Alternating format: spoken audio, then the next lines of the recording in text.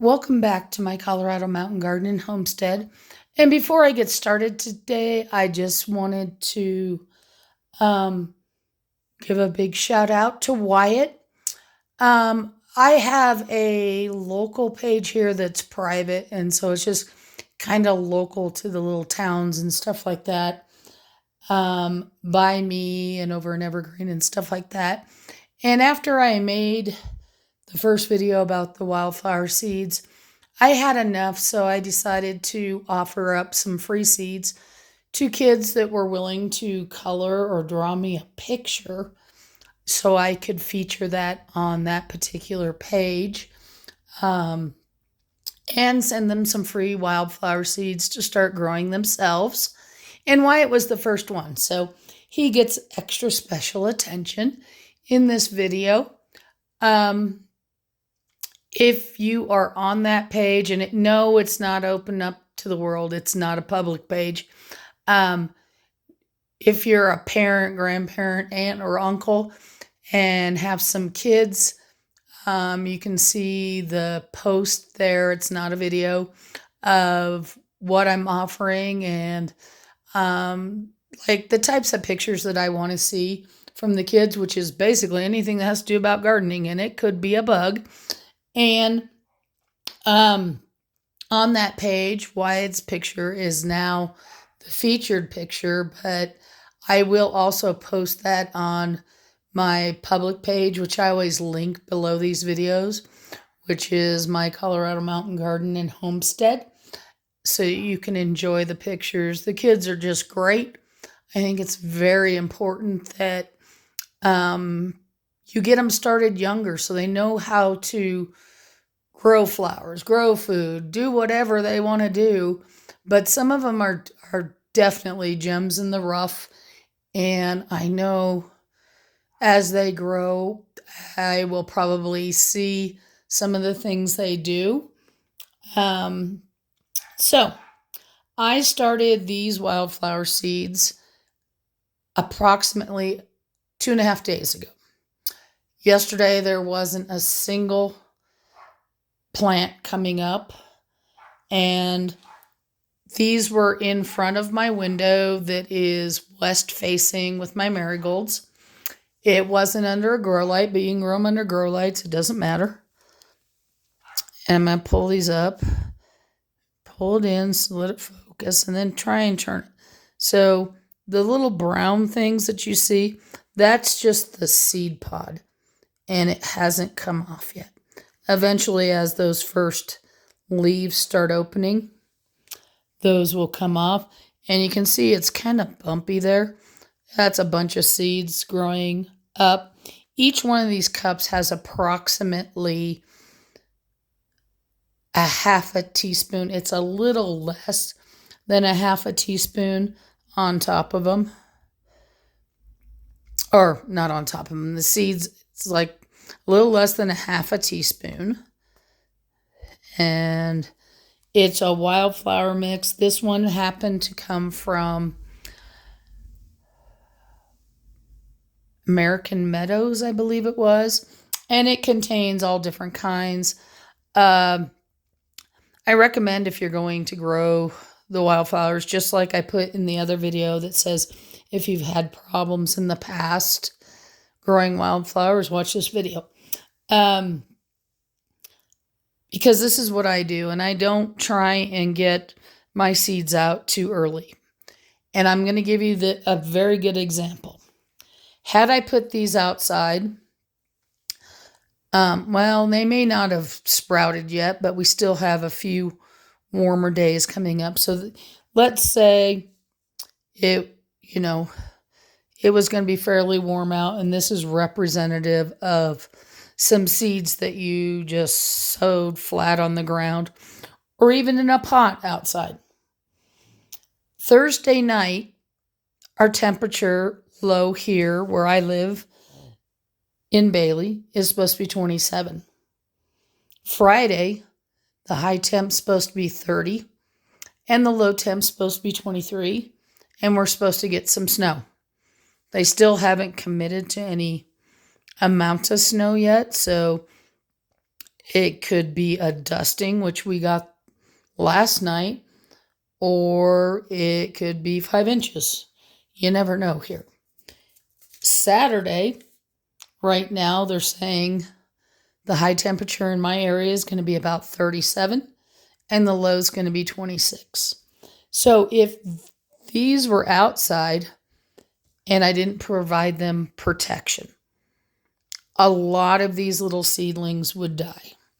And anything that might be under there that's germinating, because these are only about a quarter to a half inch deep. It's somewhere in between there. And if that freezes solid, those little roots and everything else are going to freeze solid. So, thus, all those seeds you just put down probably will not make it to maturity. A few might, yes, but most will not. So that's why I typically wait before I sow out around my pond or something like that. Or let's say I'm just going to do one big huge pot and plant them all in there. I wait till at least the last week of May, beginning of June. And that's only because I want to see a projected temp. Now, if for some reason we are going to get some really cold stuff, then even if it was in a big pot or down on the earth, I would have to put some sort of frost cloth or something over it. So typically I would say I wait more towards the first or second week of June, because we're kind of out of that area where it's going to be a hard freeze.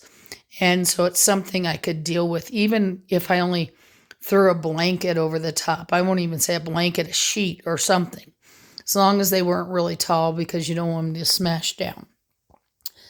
So knowing that, I start little seeds so I can make little plugs inside. My stuff is mostly decomposed granite around my pond and stuff like that. So I have to dig a hole.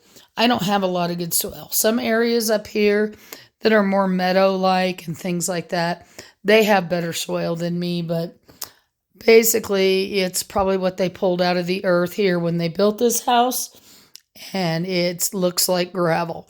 So the only good soil is whatever I have been able to put on top. If I was putting these into a brand new bed, so let's say there's nothing there and I just added soil to the top. For at least 2 years, you're going to be watering these. They need to be kept watered. As the plants get taller, you don't need as much. They are drought tolerant, but probably not till at least after the second year. So if it gets hot, they need some water. And you can watch the other video. I explain that a little bit more. But this is where I'm at. Again, when I planted these, I put the seeds down and I just put a piece of plastic wrap over the top and put a little rubber band around. This morning, it was mostly on this one. You can kind of see it was touching that plastic, so I just pulled it off. Now I just need to make sure, like I can feel just down here on the cup, it's cool to the touch. So I know that has plenty of water. So again, I'll use my trusty spray bottle and probably once a day, just give the top a spritz, because I know I have a lot more seeds coming up. I hope you're having a wonderful day. If we do get snow, we need it. It's all a part of gardening up here in the mountains. Nothing is for sure. And typically our last frost date here in Bailey is around June 5th. So keep that in mind with everything you're going to plant. If you have greenhouses or whatever, yes, you can put heaters in. I try not to, especially because it would only be my big greenhouse, because that's the only one that I kind of can really seal up. And It's tall. So I have to have a way because I don't want to heat the top air, and that heater would be running all day and all night if it was cold. And when I start putting a lot of things out there that aren't like broccoli and cauliflower, which can handle cooler temps, so let's say a pepper or a tomato or a squash or anything like that, I got to keep it. If it's only a day, just keeping it above 40 is fine.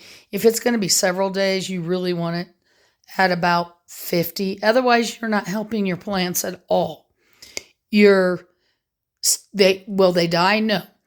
Well, if they freeze, they will, but they won't die, but they just get stunted and they get stressed. And so you kind of, when you think about it says your tomato is going to take 70 days. Anytime you stress it, you're going to be adding more time onto that. So keep that in mind. I know all of us are itching up here, so that's why I wanted to show some of the stuff that I'm just growing in front of the windows versus under grow lights because people don't necessarily have them. You can grow tomatoes in front of the windows. You are going to have to turn them. They're going to get leggy, so you're going to have to deal with that. And it's, there's nothing better than the real sun for any plant. Grow lights are the second best thing. Other than that, you do what you have to do. I didn't always have grow lights, and I grew things on a shelf in front of the sunniest window that I had. Hope you're having a wonderful day and happy gardening.